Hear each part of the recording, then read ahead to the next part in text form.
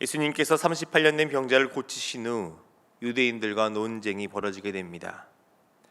계속되는 논쟁 가운데 예수님께서는 자신이 어떤 분이신지 30절의 말씀과 같이 선포하십니다. 내가 아무것도 스스로 할 수 없노라. 듣는 대로 심판하노니 나는 나의 뜻대로 하려 하지 않고 나를 보내신 이의 뜻대로 하려 함으로 내 심판은 의로우니라. 하나님께서 보내신 독생자 예수님께서는 이 세상을 심판하시는 심판주라고 말씀하십니다. 예수님을 통해서 심판이 이루어집니다. 그리고 이 심판은 예수님을 보내신 하나님의 뜻과 일치합니다. 이렇게 말씀하시며 계속되는 논쟁 속에서 예수님께서는 하나님께서 자신의 친아버지 되시며 이 땅에서 심판주와 같이 계속해서 하나님의 일을 하시는 분이심을 설명하고 있습니다. 이것을 믿게 하기 위해 예수님께서는 자신에 대한 증언을 소개해 주십니다. 구약의 법정에서는 이 증언이 두세 사람의 증언이어야 된다고 신명기 19장 15절에서 기록하고 있습니다.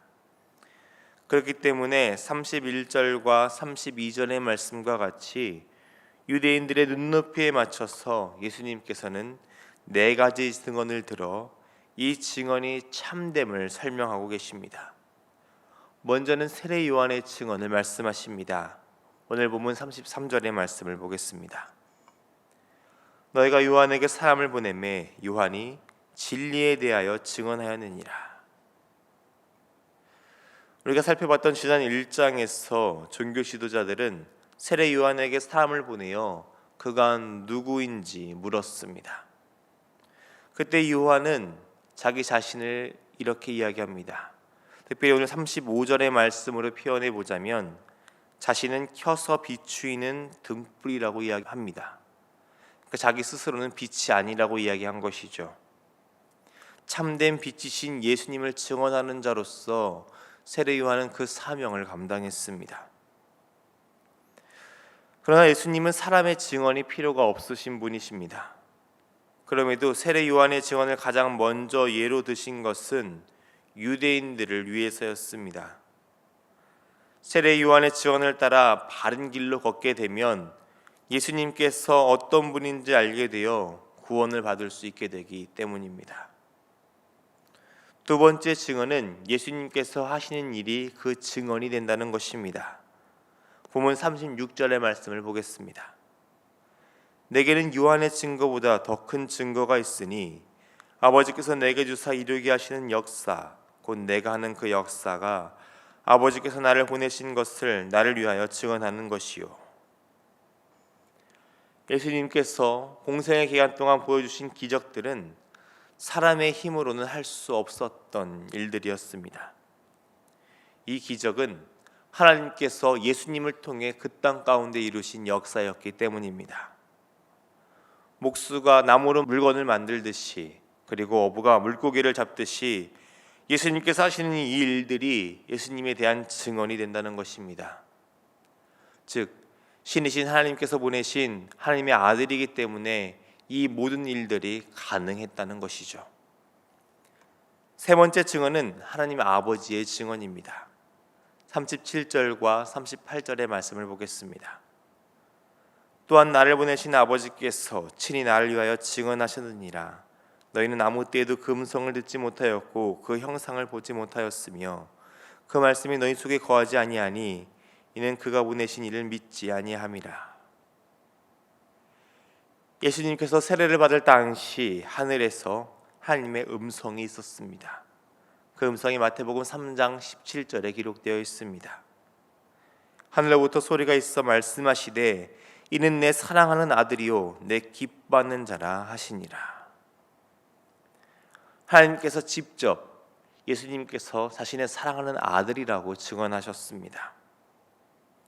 그러나 유대인들은 하나님의 음성을 들은 적도 그리고 하나님을 본 적도 없습니다. 그리고 가장 중요한 것이죠. 하나님의 말씀이 그들 가운데 없었습니다.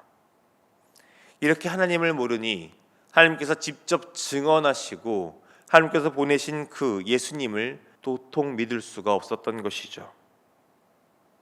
네 번째 증언은 성경의 증언입니다. 본문 39절의 말씀을 보겠습니다. 너희가 성경에서 영생을 얻는 줄 생각하고 성경을 연구하거니와 이 성경이 곧 내게 대하여 증언하는 것이니라. 종교 지도자들은 성경에 약속된 메시아를 통해 영생을 얻을 것이라고 생각하며 성경을 깊이 있게 연구했습니다. 특별히 유대인들은 모세오경, 율법이 담긴 그 말씀들을 당연스럽게 애우는 삶을 살았습니다.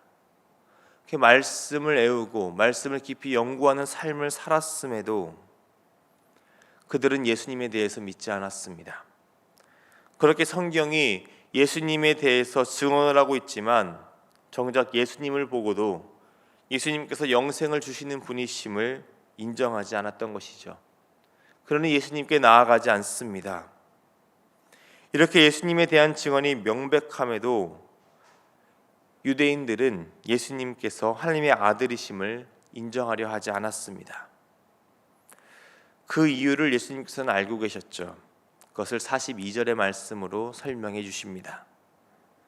다만 하나님을 사랑하는 것이 너희 속에 없음을 알았노라.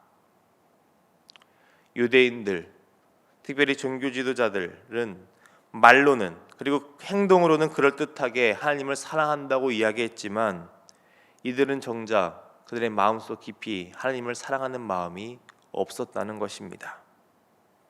그러니 하나님 아버지의 이름으로 오신 예수님을 영접하지 않습니다. 예수님께서는 이들을 통해서 만일 다른 사람이 자기 이름으로 오면 영접할 것이라고 말씀하고 계십니다. 이것은 41절의 말씀과 연관된 말씀입니다. 사람의 영광, 즉 자신들의 이익이 되는 것이 있다면 그를 영광스럽게 여기며 메시아로 인정했을 것이라는 것입니다. 실제 유다의 역사 속에서 로마의 반란군으로 활약했던 지도자를 최고의 랍비들이 메시아라고 인정한 일이 있었습니다. 그는 메시아가 아니었죠. 후에 그는 거짓된 별이라고 취함을 받습니다. 그럼에도 그 당시에는 랍비들, 종교 지도자들이 그를 메시아로 여기고 그를 높였습니다. 영광스럽게 여기며 그를 영접했다는 것이죠. 즉 메시아로 인정을 받으려면 랍비와 같은 유대 종교 지도자들의 생각에 부합하는 자신들의 이익을 대변하는 인물이어야 했다는 것입니다. 이런 모습에 대해 예수님께서는 더 강한 말씀으로 이들에게 충격을 주고 계십니다. 본문 45절의 말씀을 보겠습니다. 내가 너희를 아버지께 고발할까 생각하지 말라. 너희를 고발하는 이가 있으니 곧 너희가 말하는 자 모세니라. 그렇게 이들이 존중하며 따른다는 모세가 이들을 하나님께 고발한다는 것입니다. 모세를 따르며 모세가 저는 하나님의 율법을 지켜야 한다고 말하고 있지만 정작 모세가 기록한 예수님을 믿지 못하고 있습니다. 이들의 마음에는 하나님과 모세보다 자신의 뜻을 대변해주며 이익을 가져다 줄 이가 필요했던 것입니다. 너무나 많은 증언들이 예수님께서 하나님의 아들이심을 증언하고 있습니다. 그러나 하나님께서 보내신 하나님의 아들 예수님을 믿지 않고 있죠. 그 이유는 분명했습니다. 이들 안에 하나님을 사랑하는 마음이 없었기 때문입니다. 그러니 확실한 증거와 증언이 있었음에도 믿으려 하지 않았던 것이죠. 성경을 연구하는 것도 그들의 만족을 위해서이지 하나님을 사랑하려는 것은 아니었습니다. 그러니 그 말씀이 그들 안에 머무르고 심겨지지 못하고 그저 흘러갈 뿐이었죠. 사랑한다면 사랑하는 그 사람의 말에 귀를 기울일 것입니다. 그 사람의 것에 모든 것들을 마음에 담아두려고 하며 온통 신경이 그 사랑하는 사람에게 가 있을 것입니다. 그리고 그 사랑하는 사람의 말이라면 그 어떤 것이라도 다 믿겠죠. 그것이 사랑 아니겠습니까? 그런데 하나님을 사랑한다고 말하면서 하나님의 말씀을 믿지 않고 하나님의 뜻을 찾으려고 하지 않고 하나님의 말씀에 귀 기울이지 않는다면 그것이 정말 하나님을 사랑하는 것일까요? 사랑을 말하며 자신의 이익을 추구하는 그 모습, 상대방은 전혀 관심 없는 이런 거짓된 사랑을 사랑이라고 말할 수 없을 것입니다. 여러분은 하나님을 사랑하십니까? 그렇다면 하나님을 찾는 데 온 힘을 다하는 자가 되어야 합니다. 하나님의 말씀에 귀를 기울이는 자가 되어야 합니다.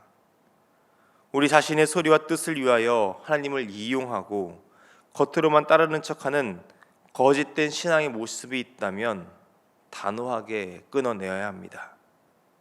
거짓 사랑을 진짜 사랑인 척 우리 자신을 속이는 자가 되어서는 안 됩니다.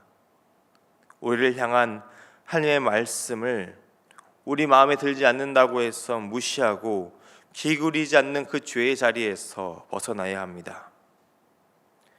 하나님을 향해 참된 사랑을 하시는 여러분이 되시기를 바랍니다.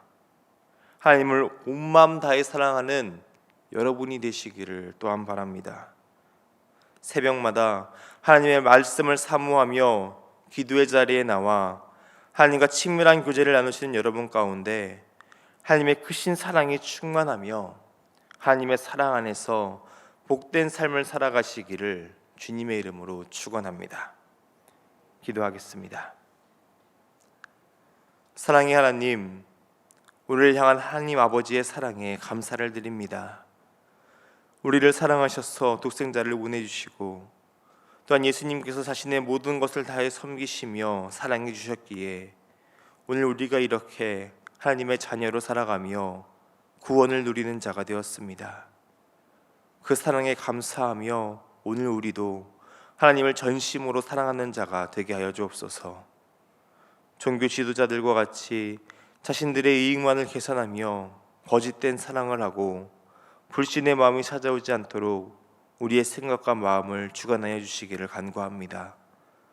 오직 하나님의 말씀에 귀를 기울이고 하나님의 뜻을 따라 살기 위해 복음을 삶으로 살아내는 자가 되게 하여 주옵소서. 오늘도 하나님을 사랑하며 말씀의 자리로 기도의 자리로 나아가는 하나님의 자녀들에게 크신 사랑을 부어주사 말씀 묵상의 은혜와 기도 응답의 복을 누리게 하여 주옵소서. 사랑이 많으신 우리 주님 예수님의 이름으로 기도드립니다. 아멘.